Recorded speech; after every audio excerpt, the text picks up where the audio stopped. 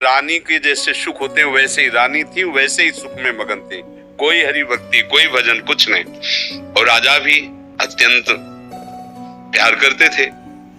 पर दासी वो वृंदावन आती थी और संतों का संग करती थी, सत्संग, तो उसके हृदय में गोविंद के चरणों में प्रीति उत्पन्न हो गई। वो रानी के कभी पैर दबा रही होती तो एकदम बोल पड़ती, हा कुंज बिहारी, हा गोविंद। तो रानी सावधान होकर देखती, तू रहती तो मेरे संग है, मेरी निजी दासी अंग सेवी, ये कौन है कुंज बिहारी, कौन है गोविंद, किससे तू प्यार करती है, आज तक मुझे नहीं बताया।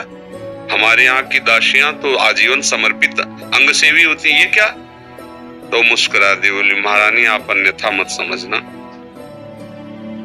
ये कोई व्यक्ति नहीं हम जिससे प्यार करते हैं। नहीं नहीं, तो पूरी बात बता दो, मत सुनो, मत सुनो, नहीं किसी काम के नहीं रह जाओगे। और रो पड़ी। भगवान का जो प्यार होता है ना हृदय में, वो अलग कोटि का होता है। वो बस मत पूछो, आप मत पूछो। अब तो और आकर्षित हुई, नहीं नहीं आप बताओ ना। तो जब बैठ करके भगवत चर्चा, उनकी रूप माधुरी, गुण माधुरी, अब वो तो इतना उसके हृदय में अच्छा लगा कि पैर दबाने से हटा के सिराने बैठा लिया। देखो तुम अब वहां नहीं, अब यहाँ बैठ के केवल हमें प्रभु की बात सुनाओ। इतना रंग चढ़ा कि हृदय विकल हो, उनका कैसे दर्शन हो सकते हैं, गोविंद के कैसे दर्शन हो सकते हैं, बिहारी जी के कैसे दर्शन हो? तो उनका महारानी जी एक उपाय है, यदि प्रगट में संतों का संग किया जाए तो निश्चित संत सभा में गोविंद छुपे रहते हैं, वो जरूर कृपा करेंगे।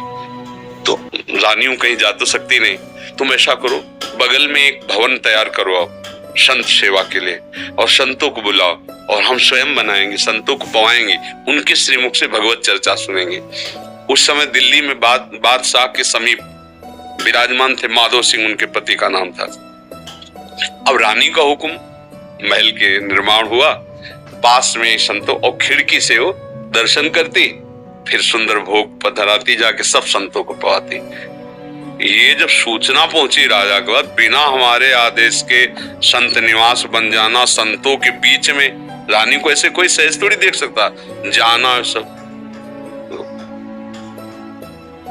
हुक्म कर दिया, बिल्कुल नहीं, संतों के समीप जाना बंद, ये सब बिल्कुल, क्योंकि एक राज मर्यादा होती है ना।